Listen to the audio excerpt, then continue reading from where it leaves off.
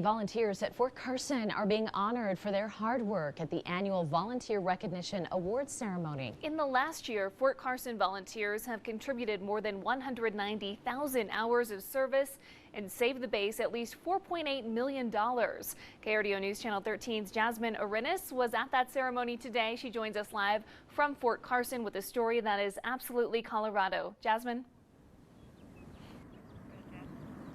Things were slightly different at this year's annual volunteer recognition ceremony hosted by Fort Carson and the Army Volunteer Corps. Now, they had masks required and a bottle of hand sanitizer at each table. But one thing that did not change was their appreciation towards their volunteers.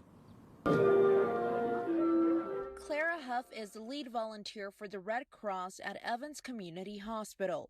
She's been a volunteer at Fort Carson for 18 years. I'm an Army nurse of 30 plus years, and I feel that I can use my experience and knowledge of how military hospitals work to help best place the volunteers who come into the hospital. She's logged 20,000 hours of volunteer work over the years and has been honored as Fort Carson's Volunteer of the Year 3 times for her commitment to the American Red Cross Youth Program, something she's passionate about. It gives them a chance to be able to learn about the healthcare field to see if it's what they want to do.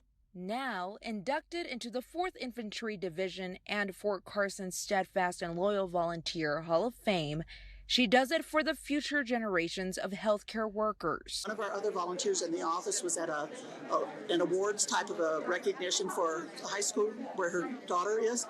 And as they were going through the list of the recipients, our volunteer goes, "Oh, they were in our program. They were in our program."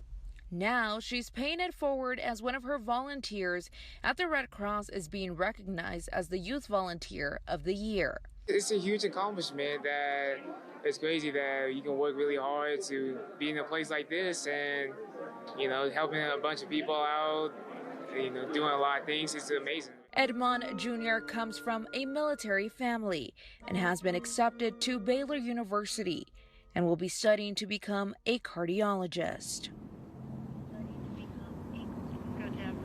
Now, there are more than 5,000 volunteers at Fort Carson who have dedicated their time to improving the quality of life for soldiers and their families since last year's ceremony was canceled due to this pandemic. They recognize volunteers in person this year.